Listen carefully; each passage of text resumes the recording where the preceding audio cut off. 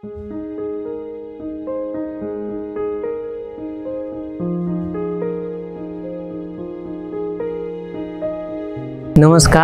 माझं नाव दिनेश भास्कर कांबळे, राहणार वाकोडे बुद्रुक, तालुका शिराळा, जिल्हा सांगली। माझा भाऊ उत्तम भास्कर कांबळे याला वर्षापासून स्टोनचा त्रास होत होता। 5 महिन्याआधी गावठी औषध घेतलेलं, त्याच्यामधून काय प्रॉब्लेम सॉल्व झाला नाही। स्टोनचा त्रास हा होतच होता। आम्ही दुसऱ्या हॉस्पिटलला गेलो असतो तर तिथे 60-70 हजार रुपये आमचे गेले असते, म्हणून कोणत्या हॉस्पिटलला जायचे आम्हाला समजतच नव्हते। मग आमच्याच नातेवाईकांनी आम्हाला सांगितलं झडपोली येथे जिजाऊ संस्थेचं हॉस्पिटल आहे, तर तिथे मोफत ऑपरेशन होईल, म्हणून आम्ही झडपोलीला हॉस्पिटलमध्ये गेलो।